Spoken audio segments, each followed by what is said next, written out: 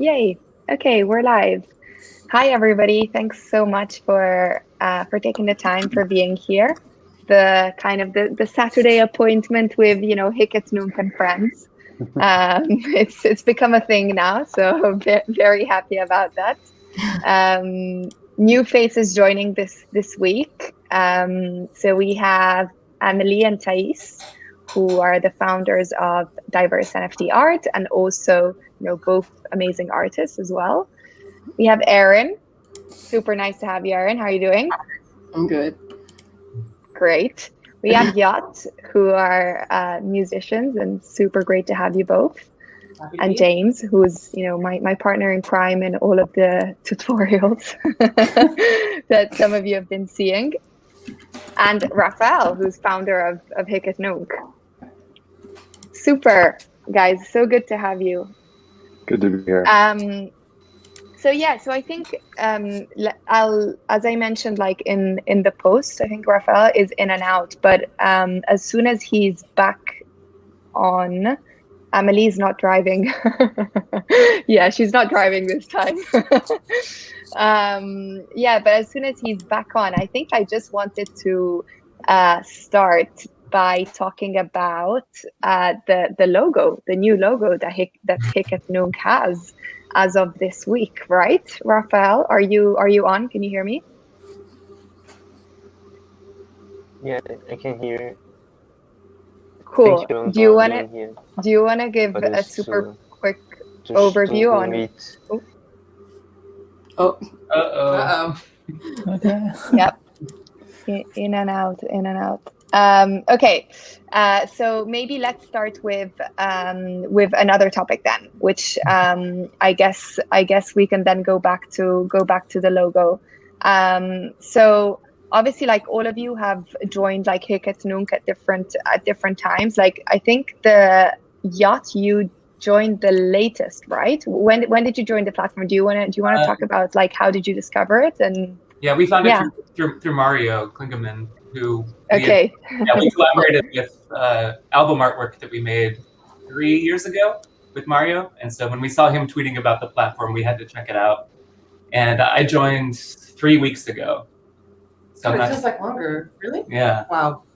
Yeah, 3 weeks ago. And it's been such a fun journey. Crypto time. To have fun on the internet again. Yeah. Is such a blessing. It's been so long, I kind of forgot what it felt like, honestly. So do you want to tell a little bit, like, explain a little bit about having fun on the internet? Like, what does that mean? For me, it means using a platform that isn't fully baked and fully commercial and isn't ruined by capitalism. And so, yeah, just having a place where it really feels open to experiment and to watch people do such wild things so quickly and to break the site so quickly. All of that stuff is so fun.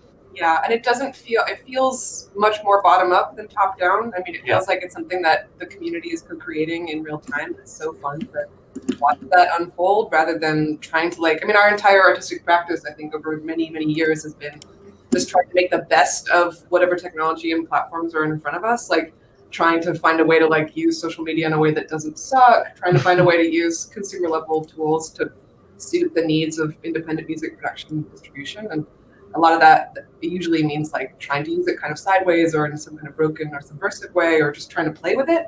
And it's harder and harder to do that because the platforms are more and more restrictive and, just more, the life has been sucked out of the internet basically. So to be part of a community and to be putting work on a platform that's still just defining itself there's so much more freedom, and it's just fun. It's fun. We're like trying to invite all of our friends who are totally not in this world to come and join us because it feels a really important need. And is it like the first kind of platform that you joined from the NFT space? No, we were invited to the foundation first, and so we started there, and we minted 5 pieces there a month ago, and yeah, I was excited for a jankier platform.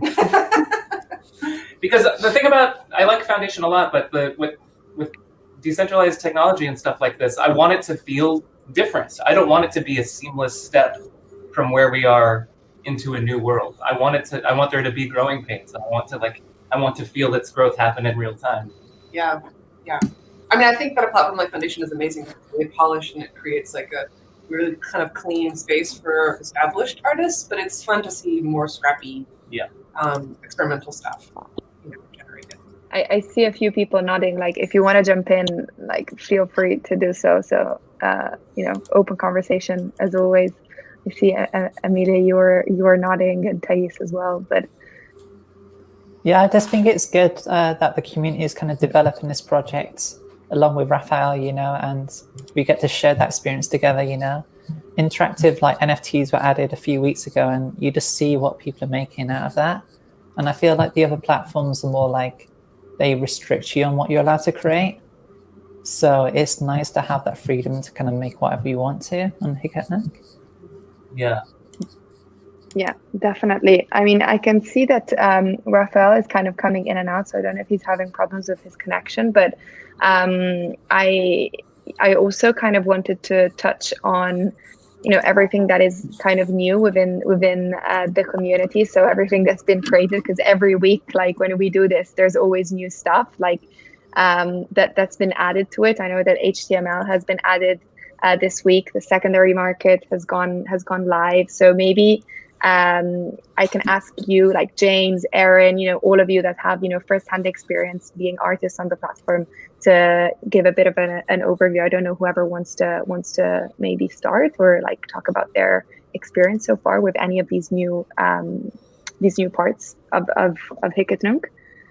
I'm happy to give a little, like, just what I've been seeing the last week. I've loved playing with the HTML object, just because it kind of, a lot of us have spent so long taking whatever our kind of live interactive medium and then taking screen captures of it or freezing it somehow to deploy it on, especially into social media. You're seeing stills, you're seeing videos, snapshots of live work. So to finally be able to just have like full free-for-all interactive runtime as a first-class citizen it's amazing. It's almost feels weird that it took this long to happen, but it's great to be playing with that. And there's been some cool things, like just yesterday, Eran Haleli made like a really cute little drawing app, like a tiny little randomized colorful drawing app called Candy. And then like immediately dozens and dozens of people started drawings with this little drawing app. So it's, you have an NFT that is a drawing app and then people are, drawing things with it and minting their drawings. And just, there's this great kind of meta feedback loop kind of thing happening that kind of stuff I really, gets me. So that's been the interactive ones don't even have to be interactive. You can do dynamic. Like they can just change. My first object on Hic et Nunc was just a color.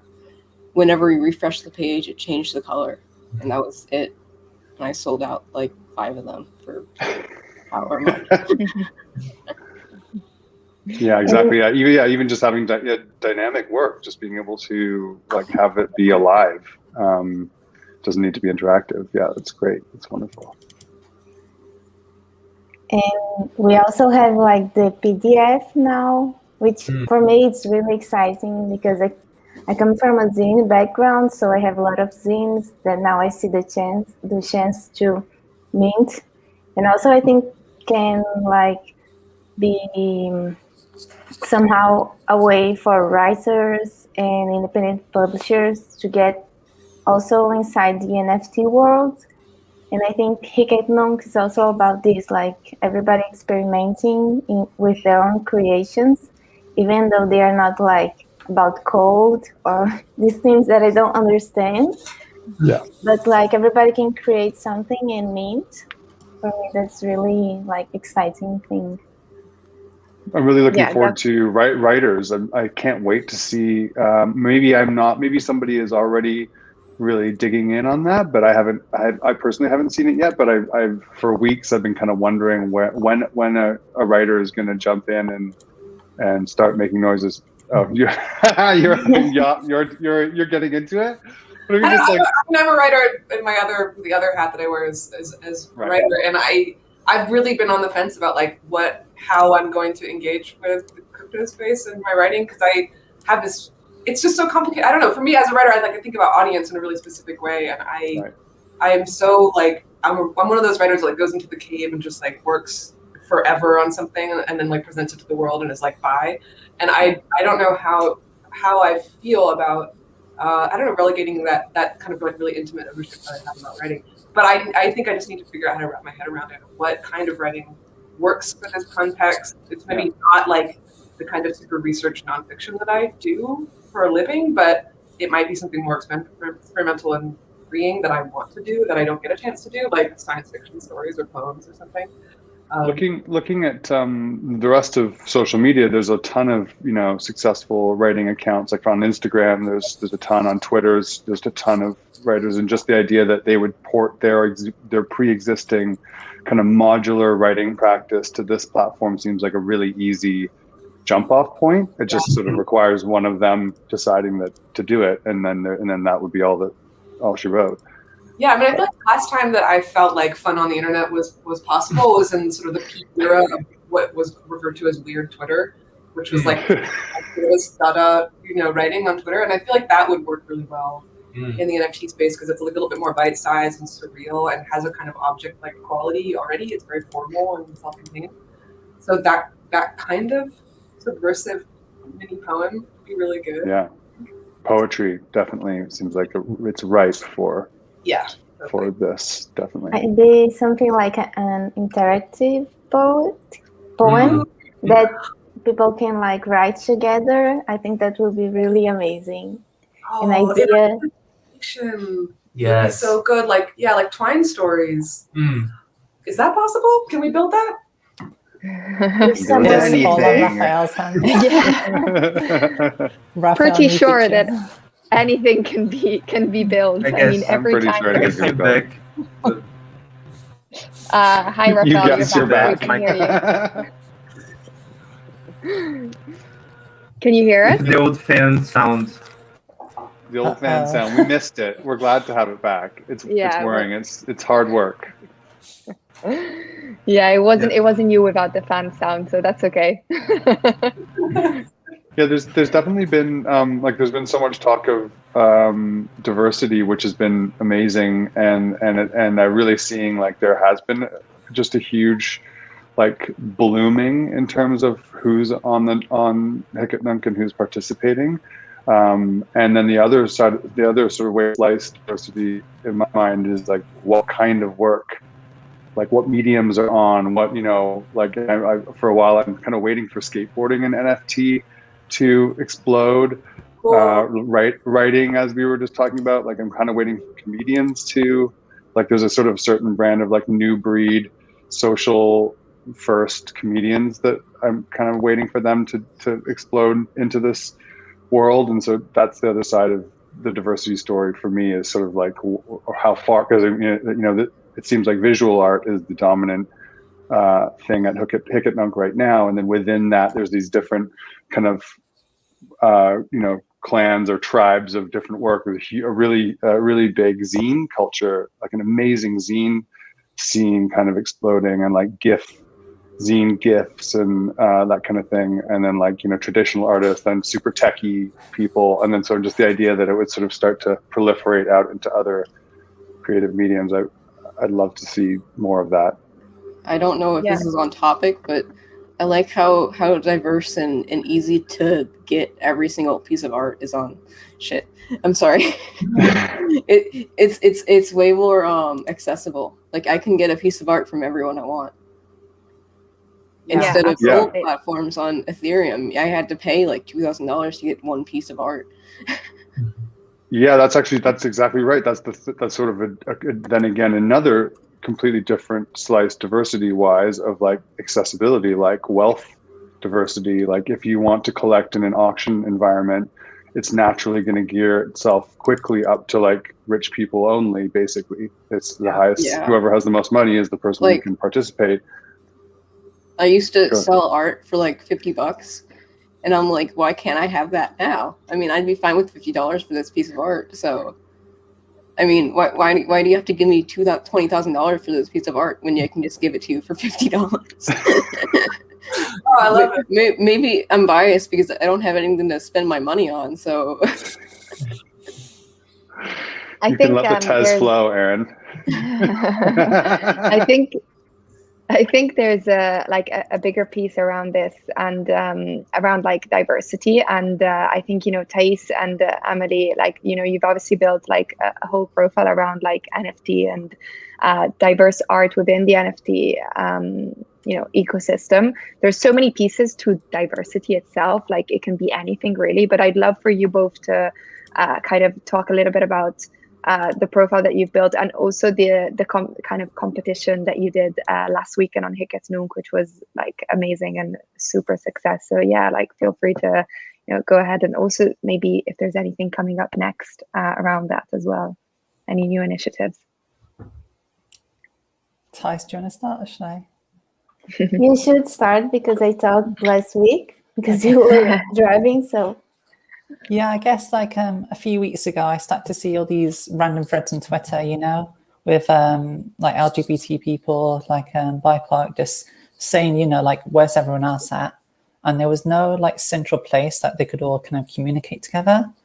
And I just had this idea one morning, I was like, what if we just set up a Twitter account and tried to connect these people together, And I think the day after I invited Thais to join me because I saw what she was doing, obviously on the community of Hic et Nunc and stuff. And it seemed like a really great partnership, because she's very artistic and she has a very good mindset on, curation and stuff like that. So I feel like, yeah, Object for Object was like a really good way to kind of kickstart this and just kind of like get everyone happy and together, because there's a lot of division on the other platforms. Everyone's trying to compete for sales, and I really don't like that. It's really negative. And I feel like there's a lot of people out there, really great artists, and no one's kind of recognizing what they do, So it just felt like a very natural kind of response to kind of, amplify their voices and kind of like give them a platform to, showcase their work as well. Yeah, definitely. I think, obviously like there's a lot of comments coming up around the Object for Object. But do you want to maybe like just like quickly just say what it was in case anybody like, yeah. Yeah, it was like an initiative to try and get people to kind of like make more friends and kind of like share art with each other without that monetary barrier, because, like everyone does want to sell their work, which is great, but it's also nice just to kind of like find new friends and stuff and kind of like, like add to your own personal art collection without having to worry about someone transferring Teslas to your wallet and returning the favor. So, by removing the money aspect, people could just swap art for free and kind of just like start conversations and have fun with each other, And the community's response was really positive. Like it kind of blew up and we didn't really expect that many people to get involved. And it was really nice, like people were just happy, and people are still offering to give their work away for free, even though the event's ended, which is nice. Yeah, I was amazed at the quality of the work. People not being afraid to really give away like top shelf work and understanding its value in terms of like seeding your work out into the world, into people's collections, and getting just like the fun of trading and that kind of stuff. I was really amazed at how many different people I met over those couple of days, and the excitement, all the new people pouring in, and kind of just having just zero barrier to entry to start collecting and kind of spreading stuff around. So thank you so much for doing that, you two. Yeah, I feel like Thais was equally the mastermind behind this. Yeah, thanks, Thais. Talk about the sign fairs and stuff you used to do as well. Yeah, because like I came from a zine background, so this week you should Rafael. Do you want to say something? No, it's just this week I was talking to Thais and about object for object, and we were having some ideas about having labs and what's the name of that? Like immersions and residencies, right? Yeah. And like crypto art residencies, and it would be really interesting to to experiment with in to share this process of creating an NFT, like to because I don't know, there is a formal feeling, right? So I believe it is interesting maybe for us to also take this opportunity to build communities indeed that can sustain and can live even further than this formal, And indeed, it's really interesting this approach on diversity, because where is the place of diversity in the middle of FOMO? Also, if these voices get uh, the proportion, I don't know, of black artists or female artists, and it is the same, distribution of many social in crypto. I believe there is the same uh, inequality, than in real life regarding female and other minorities on the distribution of salaries, etc. So in crypto, I believe the NFT world has the same inequality, and it's really interesting for us to think how we can experiment with this, in long terms, having this approach. And of course, if you have this approach, also it is inevitable that good things comes out of it. Yeah, absolutely. I think Diane also, the comment that you see here, but it's essentially what you're talking about as well, Raphael. But it's kind of the idea of being essentially diverse, really horizontal and open. And I think that's really what the Hicket Nunc kind of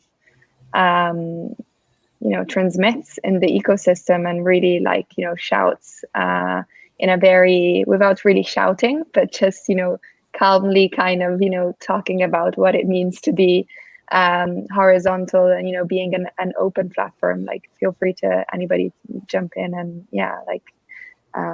Thais or Amelie or anybody else as well. Yeah.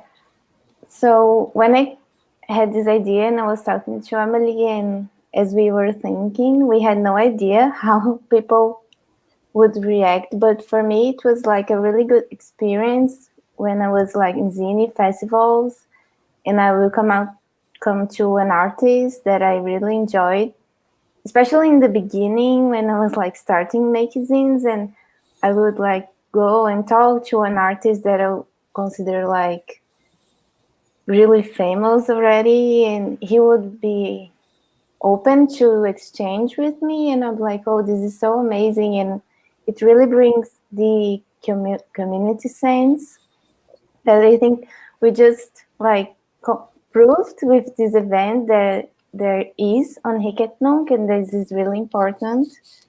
And as we can hear Rafael saying, he's the one who created Hicket Nunc, and one of his desires is to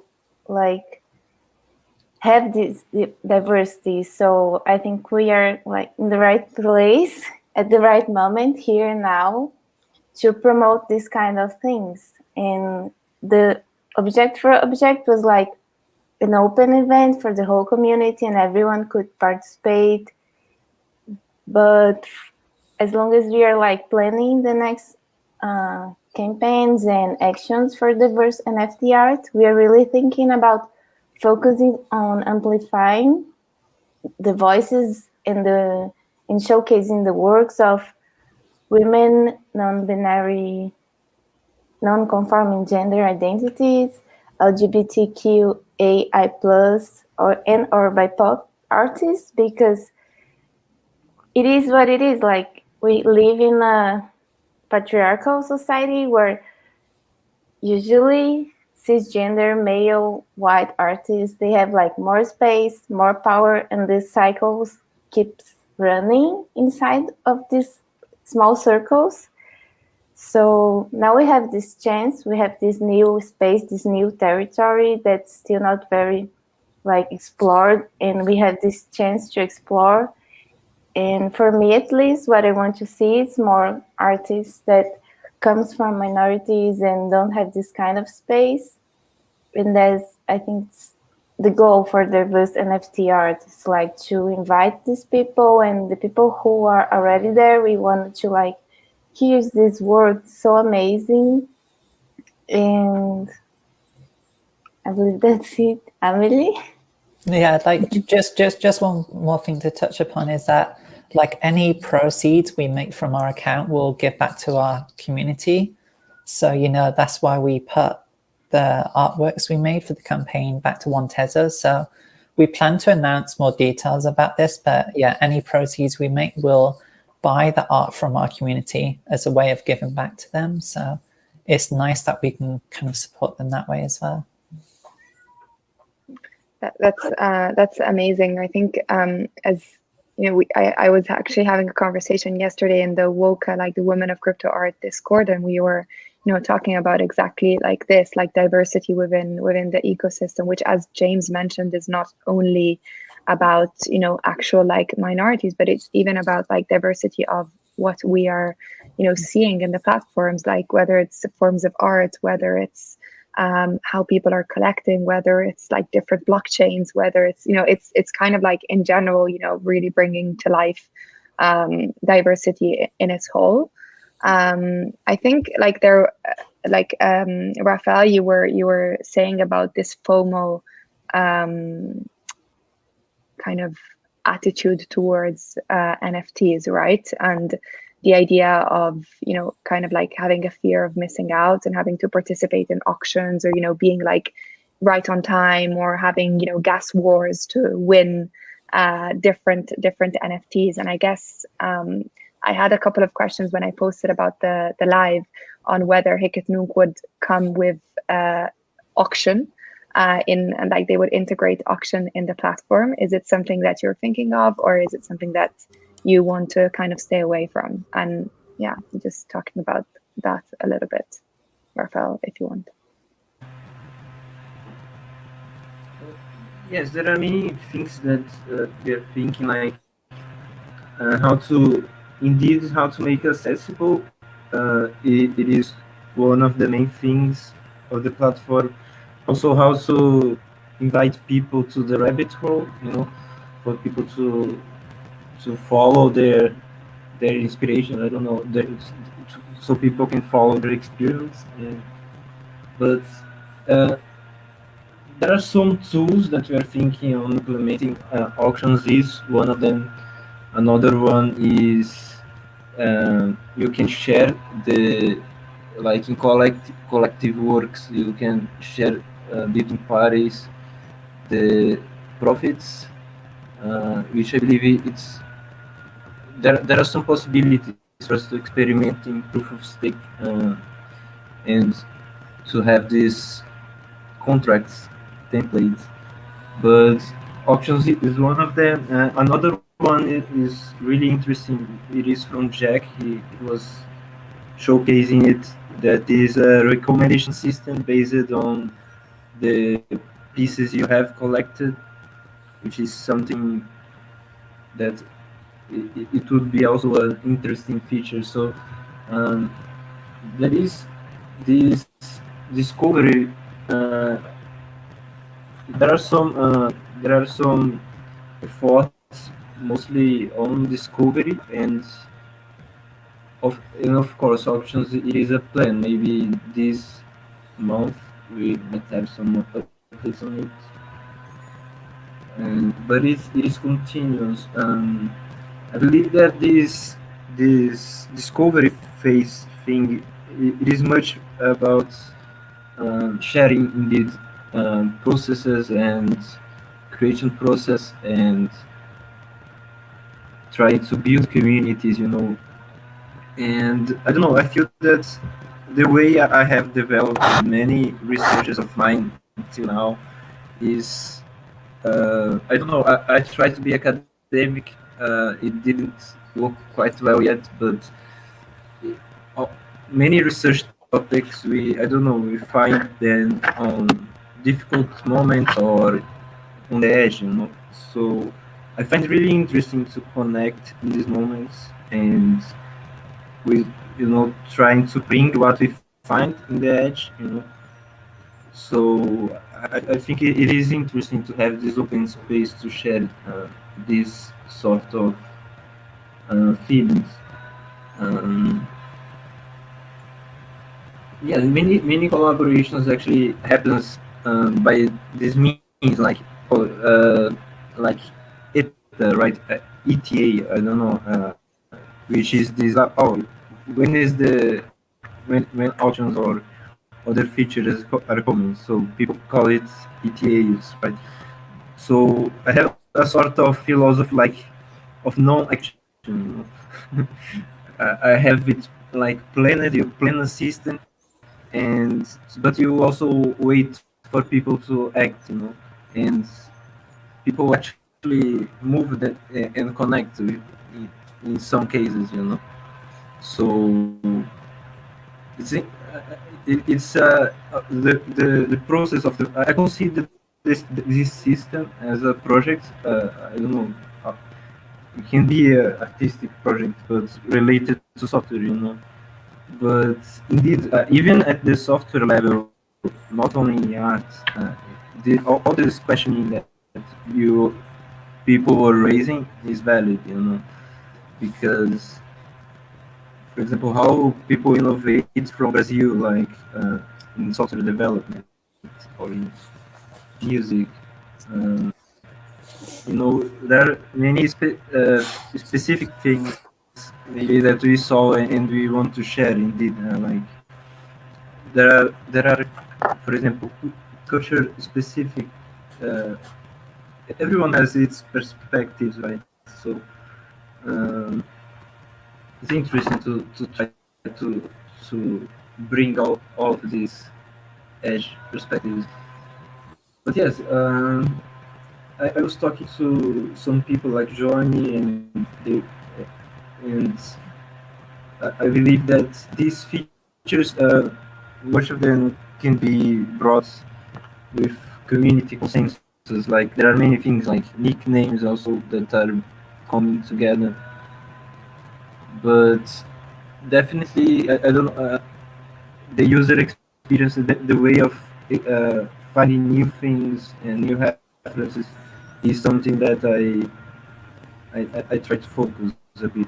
If auctions is part of the rabbit hole, right? So we must bring it, of course.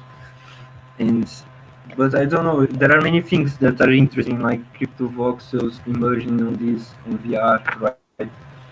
And we I hope guess that like what is we can distribute this experience. the group spots, I guess, on auction? Like, what do you guys think about it? So we can get a sense of, if you would like it, if you wouldn't like it, like what I'm is gonna I'm general sense gonna of it? I'm gonna say no because it's just gonna raise the prices so much that a lot of the art is not gonna be accessible. Yeah, And it's gonna promote one of ones more. yeah. I would rather sell, 100 pieces for a small amount of money than one big piece for a big amount of money. At the same time, that means a way of saying that, but you know what I mean. that means all my friends can get a piece of my art too. Yeah, exactly. Yeah, it's interesting Yeah, like seeing right now the way. Oh, sorry. Go ahead. Go ahead, Raphael. Yeah, like many tools that can enable artists. Actually, I believe it is viable to implement. Like if auctions, it is something that it enables these autonomous movements and all. It is interesting, and other options also. But yes, it is a wide discussion. Yeah, I see it more in this sense, like if it enables people to indeed have a more powerful, I don't, uh, uh, if it is a tool, you know, our idea is to bring these tools available, you know. But yes, I think one of my fears around this stuff is I don't want to see like the Web 2 thing of your self-worth being tied to metrics and view counts and followers translating into this new thing of your self-worth being tied to how much money you sold a single piece for, or how many people were fighting to bid on a piece. All that stuff fills me with dread as an artist, and I would much rather make my work available in a sustainable way that allows the community to be, you know, part of the project and also, you know, sustains my livelihood. When I was on the Super Rare, my prices were being driven so high, I was just burning out because I wanted my friends to have my art. So I just moved to the other website. You're awesome. It's also really interesting to hear from, you know, the younger generation coming up into a system where that's your first rodeo, is like high price one-off, you know, mega auctions on Super Rare. And I just can't, like, you know, I was a precocious young person as well, and I can't imagine like the pressure of that and how that, when you're developing your creativity and you're just sort of all your systems are coming online, and there's this huge pressure and huge financial, you know, aspect to it. It must, you know, just be a lot to deal with, I would imagine. It might be refreshing to come somewhere where some of that pressure is taken off. Yeah, it wasn't horrible. It was just a little discomforting. Yeah. Like, one thing I really enjoy at the moment is how low the price is to mint stuff, because I think we can kind of forget, like, if you live in like a westernized country, it's very, you know, like the value of money is obviously a lot higher than it is in poorer countries, right? So like for us to mint an object doesn't cost as much, but if you take, for instance, someone in like a poorer country, that money to mint an object is way more expensive for them. So, you know, that's what I enjoy about Hiccup Nunc. It's really affordable for a lot of people to mint their artwork and sell it. But, you know, if bigger names come on the platform and the price of Tezos rises up, is it still accessible for everyone? And that's why I'm a bit skeptical on, like, you know, what will happen to this platform if a load of famous people do come on there.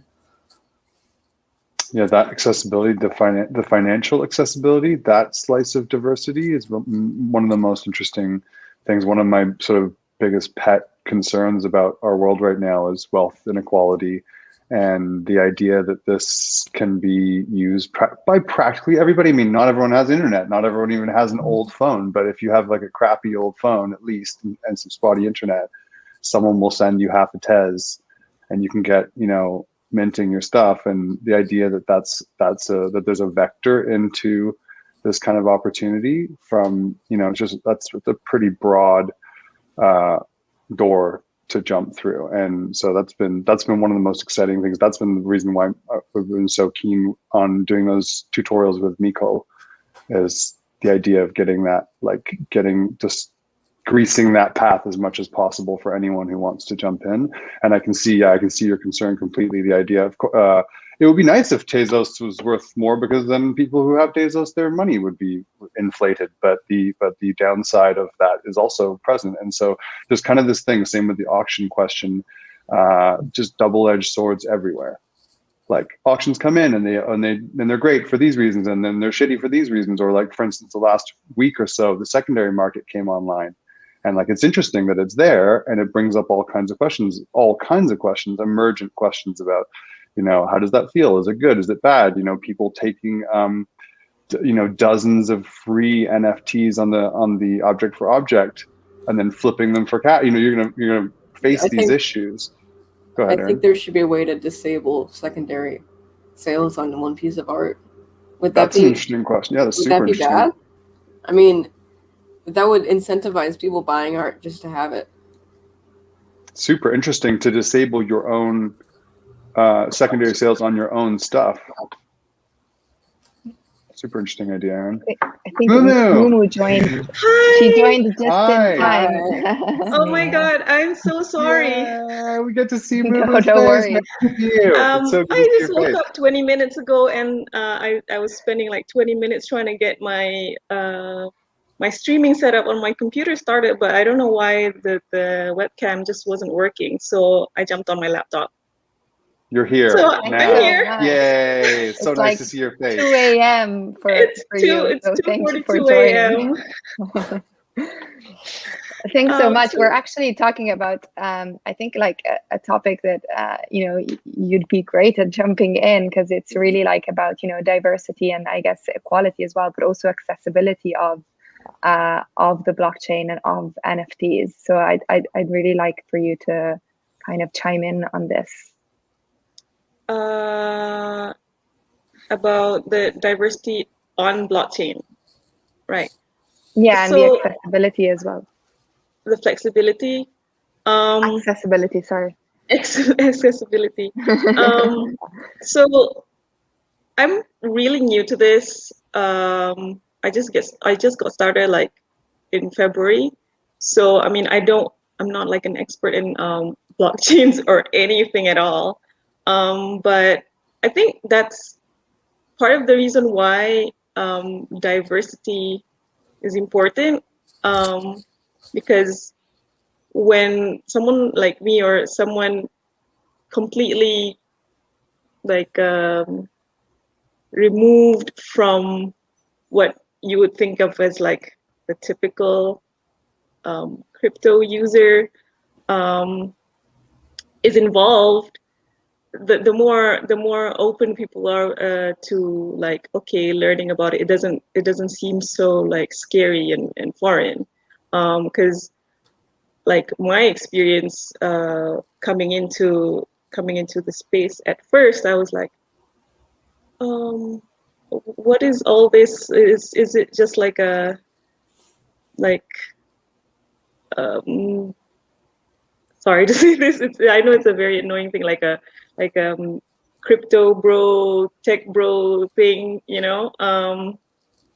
And even though I have met lots of nice, friendly bros ever since entering the space. So yeah, the more diverse you see people using it and like talking about it, the less scarier it is.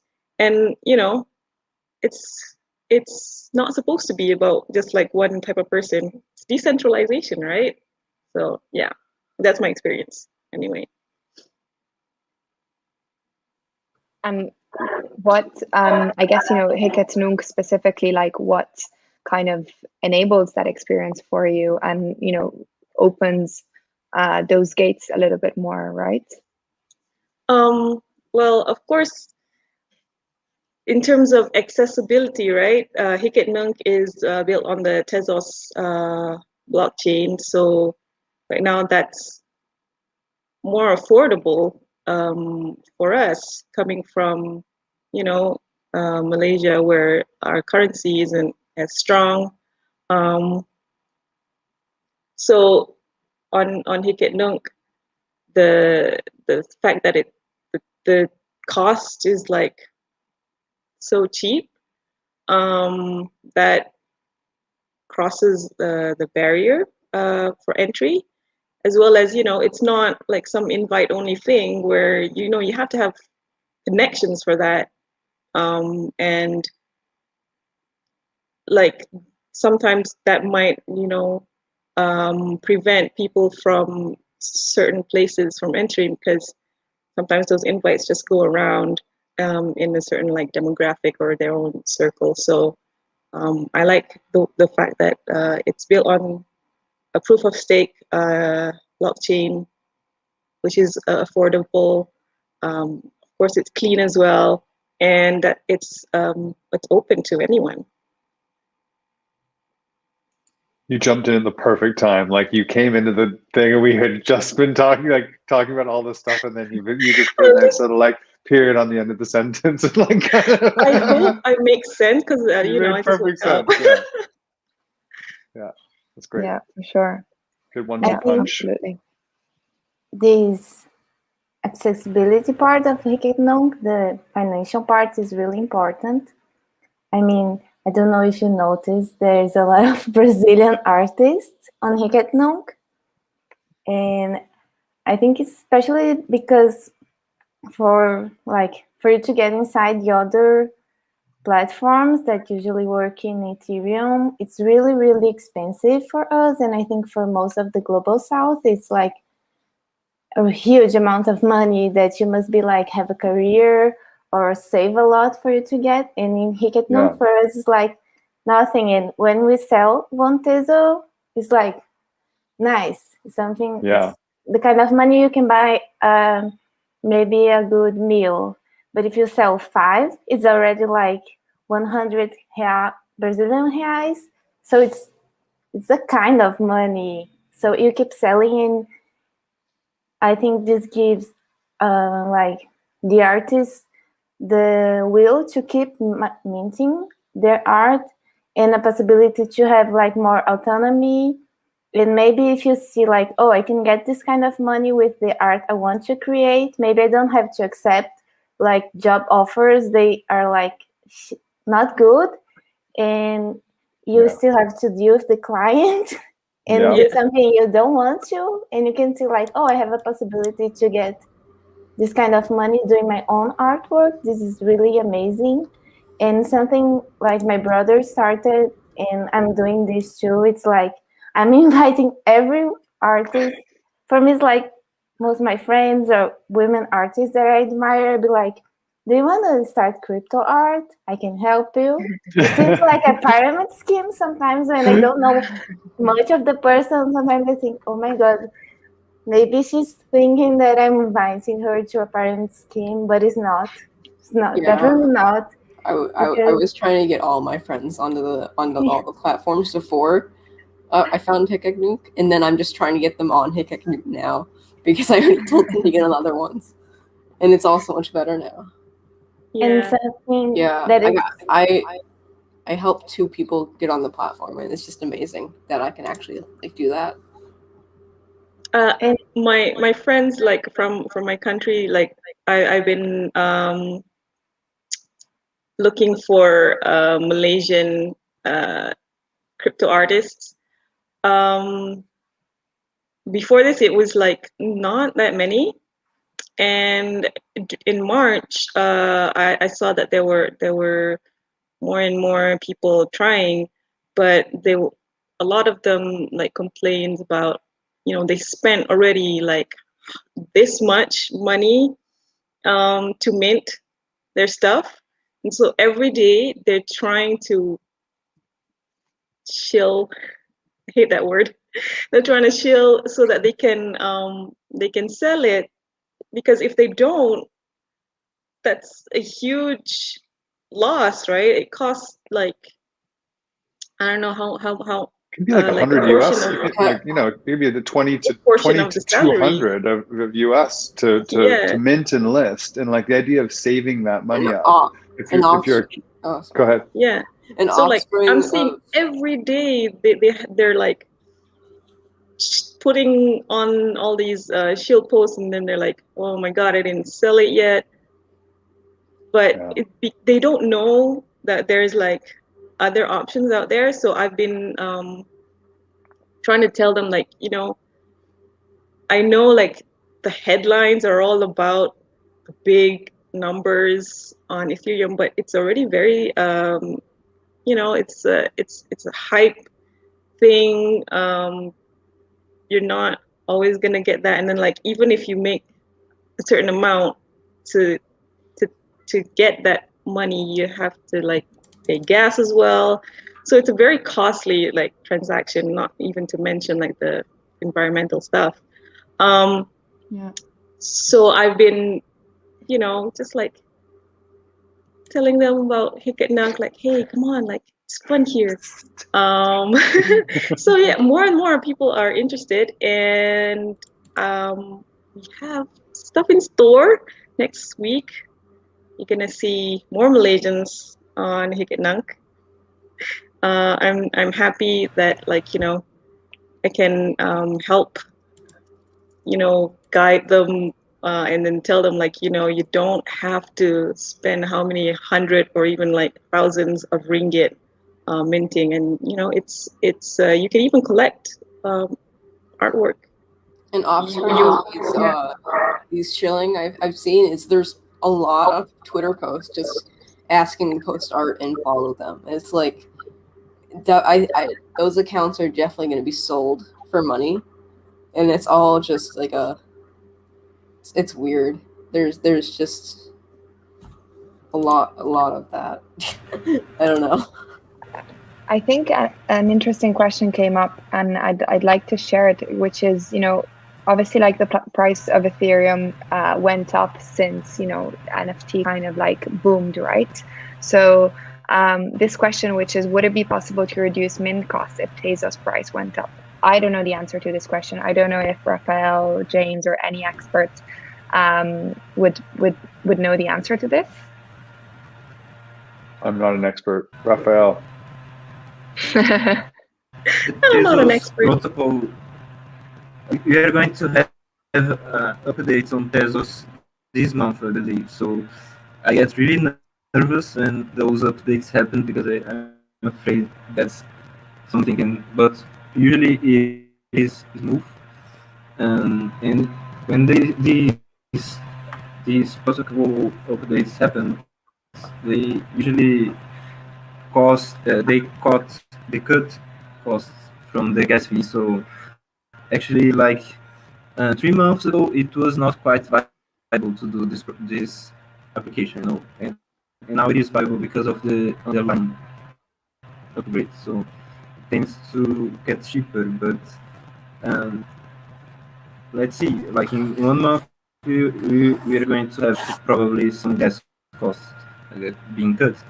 But one thing that I was thinking in this discussion about diversity, and it is also about diversity of platforms, because for example, we have YouTube, and I, many people use Spotify and stuff, but I always use it a lot of torrents, and there are people who have other policies for consuming data, and I believe it is also interesting to think like, we can share media by other means, and have power over this media and take care of this media, and for example, I use usually I collect some songs, and like I leave sometimes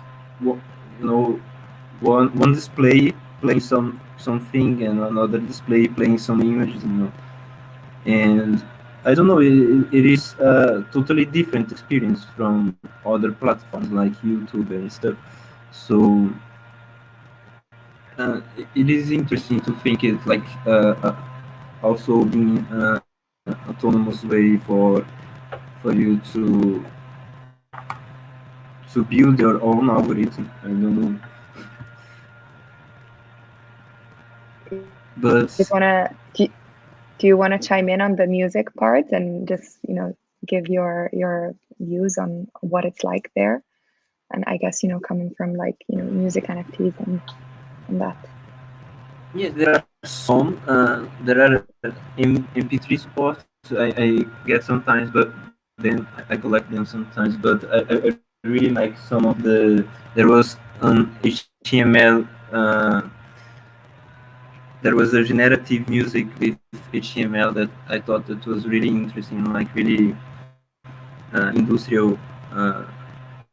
It was a really industrial genre, but I usually really like some audio visual stuff that appears, and but yes, I believe it. I was thinking actually on have some experience sometimes, but let's see when they happen. Maybe the experiment is everyone is the same person, there are a multitude, and you are creating through me, and I'm creating through everyone. But I try to making the decisions on development, trying to take in consideration of these possible ways for us to share knowledge and media. There was also something interesting that happened this week was that collaboration with Pac that Yeah. I even anticipated it. We don't know who he is. Maybe everyone is Pac, but I'm starting to have hallucinations actually with circles because there Did are NFTs he like made with the logo, right? yes, and there are like everybody has a bunch of circle NFTs, and I'm starting. I don't know to have maybe, but yes, we're trying to we are having some design changes, and the original insight was a bit of a cryptographic um, symbol, right, with the Hicket nunc with its its with age uh, and then right. So we are trying to make some symbols to resemble it, a sort of ancient, trying to make some ancient symbols for it, and it was like really fast this collaboration. Uh, we were just exchanging some references on the logo, and he final he final it was a collaborative work, right? I was talking with designers from Brazil, with Rodrigo, with um, Julian, and it is a continuous work, and indeed it is a collaborative work, and everyone should see it this way. You know, many people have their background experience, and the idea is indeed to share this, and, and so we can make a powerful movement or a distributed movement. You know. Amazing. Well, definitely Pac joining Hicket Nunc was something that made a lot of noise in the ecosystem. I wanted to actually address another question that came up. Somebody commented earlier on Twitter, which is, would love to hear some thoughts on having the option of a private collection or public collection. So I don't know, Raphael, if you want to share anything on that, or if there's. Go ahead, Aaron.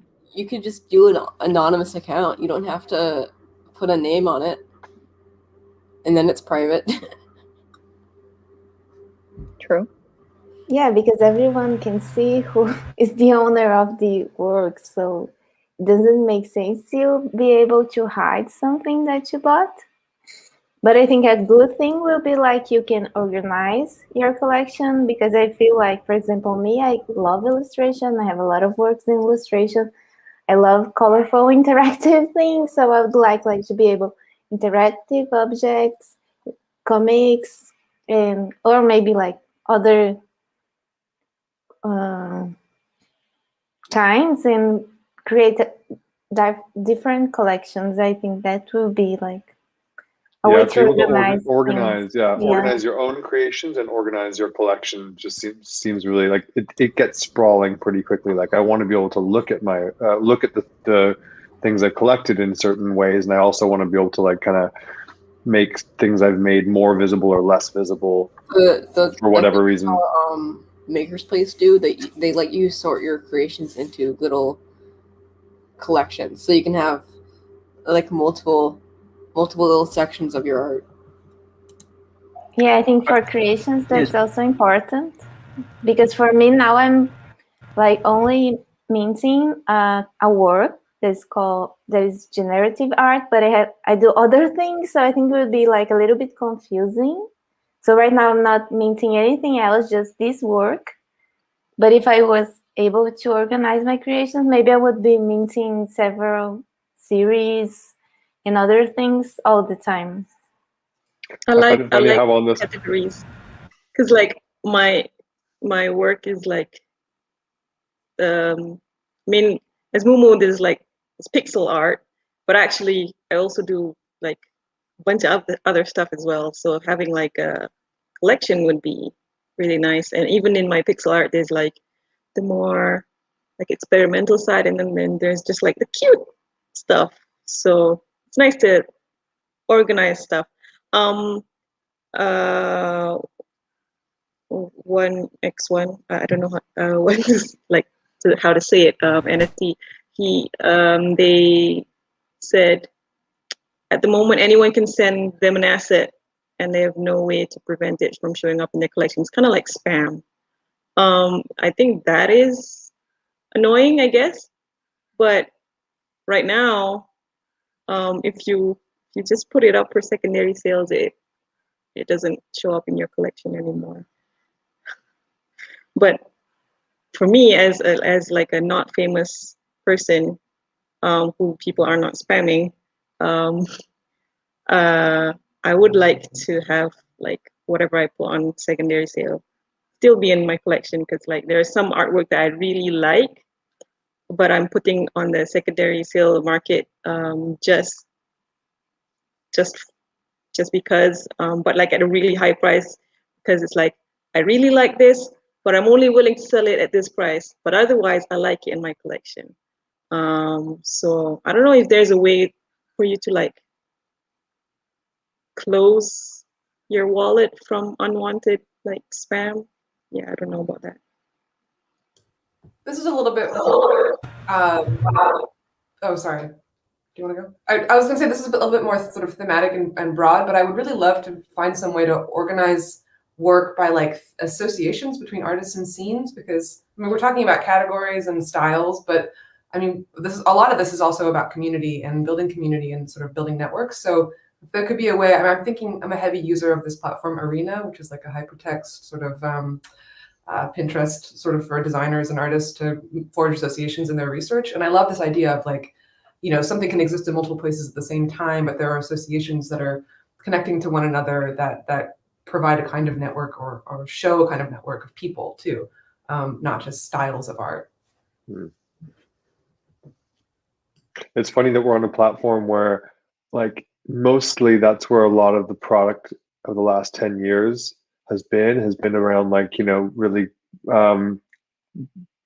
clean and accessible UX and like slick collections and organizing things. And there's like this powerhouse foundation, like ultra powerful subsystem, and then like we're sort of like we just want to organize. Can we just put some collections together? Like it's funny that I think I don't, maybe Raphael can speak to this, but like there's a bit of an all on chain philosophy in the development where like with most products from the last 10-20 years there's a database and it's done in the way that normal products are done, and in this case it's a very lightweight thin layer of UX on top of the blockchain, and almost everything is going, or maybe everything is going to the blockchain, and so it makes it a little bit more cumbersome to do slick stuff that's easy elsewhere. It's actually a little harder to just turn around and like, oh, collections, there you go, or, organize your stuff. So it'll be interesting to see how that develops moving forward, getting a little bit more like sort of just little bells and whistles and bobs that we've become, used to in the rest of the internet, and how much of that makes sense to bring, how easy it is to bring it to Hicket nunc. Yeah, like blockchain indeed, like for you to make sure that everything, like every interaction is going to be as expected. It was during this month indeed was bringing this together, like this stable, making it stable. And it is important for us to think like to have many tools actually in this context of blockchain still. But there are some simple solutions for collections, at least, like Leif on Twitter, I believe he was suggesting like for us to have a filter, individual filters for profiles, and we'll have like another nickname system which will have these filters, and you would be able to just hide or organize by other means, But yes, you have sometimes it is better to think on chain, like, and there are always exploits on chain things, but also sometimes just to have a basic rule on chain will help to organize this collection thing. But yes, I think that one of the main things like this week with diverse art, crypto, and with some other NFTs that were brought to to the platform. Um, I think it is interesting indeed for us to organize by decentralized means. Like, I don't know if uh, how to give directions to this. I believe that many of us, like I said, have experiences that could enable this to be sustainable. And of course, the development team is also like looking, trying to to bring this into equation. So um, I find really interesting this idea of finding like masters in known non-standard places, like finding masters, for example, Elena Milks or Mario, right? Many people they they bring many insights on. So it is a there is a possibility for us to like learn from many process and also about the history of digital media, right? Like there were some SVG examples that were, for me it was actually a lesson, about creative coding. Like from Gohan, he had a NFT that you could draw, and it would produce some generative responses. So uh, I don't know. I have never imagined for these encounters, but I find it interesting to maybe use these as resources for educational purposes, or indeed bring more people willing to experiment with it, or indeed having different research laboratories, even if they are independent, efforts, but many things happen as independent efforts.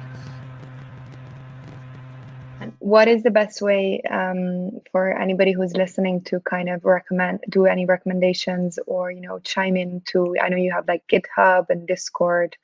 Do you want to share like how to best kind of communicate and also participate within the community with Hic et Nunc? Yes, I think sending an email is okay. I can distribute some information for the community. We are thinking of having some open calls, maybe during this month, for projects, for us to organize some laboratories for experimental NFTs. And but yes, I really think that the community that we are building would be able to like experiment with these contexts, like to influence each other, like uh, you know, sharing knowledge, indeed, like experimenting on like crypto. Like I always say, this crypto is something that goes, I don't know, I joined in 2017, and remaining on crypto, I believe it is something that is important for indeed this educational aspect. For people can experiment it. I don't know, blockchains are going to be here for a long time, so the best strategy sometimes seems to be indeed this collaborative work and experimental mode of epistemology. Before we kind of close it off for today, does anybody else here, or as well, like for the people who are listening in, have any questions or anything that they'd like want to add? I'd like to add that we just updated our website at Diverse NFT Art, and we have now a form where anyone who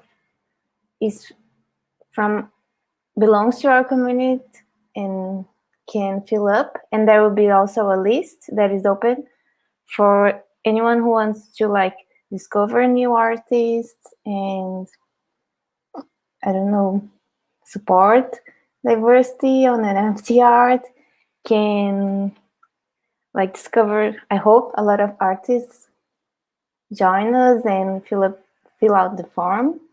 So this is an invitation for everyone. Amazing. If you want, I will also link your website. If you want to DM me, I'll link it underneath this live stream as well. So it's there for visibility. At the here.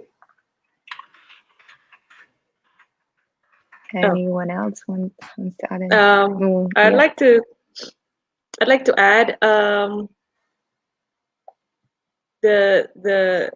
my hope for the future in terms of like diversity is when it comes to like any like conversation or exhibition or activity or something, it is not having to need like it's like a diversity thing. Let's invite like diverse artists or someone from like a different country or something. It's like maybe it's like a naive hope, but I want it to be as natural as just like any other thing, right? So when the topic isn't even about diversity, but the panel is diverse or like the people involved are already diverse. So it's not necessarily, it's like a diversity thing. Let's invite international people. It's okay. Oh, we're just talking about, okay, privacy on blockchain, for example. And then the people talking aren't just like Bunch of five white guys. dudes. You know what I'm saying? Yeah. So I mean, to have it like by default not be just like one type of person, aside from just like a purpose of like diversity thing. Yeah, if my 3 a.m. mumbling makes sense. Yeah, I For like the sure, idea it that it's makes just sense. natural. Like that, can we get there to the point where it just happens automatically, and you don't even have. It's sometimes I think you have to make a deliberate thing to push these things through. But I completely see what you mean. The idea of it just being that way, and an unspoken, version of the future would be ideal. Like for now, maybe it's like you got to think of it actively. But the goal is to get to a point where it's just you don't even have to think about it. It's just natural. Yeah. For me, that's definitely the goal. So that's why I think it's important now to amplify and showcase diversity artists so people will be aware and know the process, know their artwork. So maybe it's like the panel is about drawing and people will already think about these artists they discover and will be a natural, but right now I think it's a necessity and important to point out so more and more people be aware. And hopefully, I really hope that also someday it will be just natural, not have only white cisgender male artists in a panel. Yeah, I like what you do. About anything. I like what you do. I like what you do, Thais. What you're doing is important. What I'm talking about is more of like those who have privilege to think outside. Yeah, I'm on your team. Yeah. Yeah, like we never want any of our community to feel like they're token like members, You know, like we just want the best for them, and all the events, you know, we'll put on in the future isn't just to kind of like isolate, oh, here's a bunch of diverse people. It's, you know, we want to celebrate diversity, you know. So obviously we're very careful in how we word things and like obviously how we present things, but yeah, we'll do our best. Anyone else wants to add anything before we close it off for this week? Good, super. Thanks So so nice much to see all your everyone. faces. Yeah, so nice to meet you Very all. nice to see all of you. Oh my And god. have a good So much rest for of your day, evening, night. mobility. Bye bye, everyone. Bye. Love it. Weekend.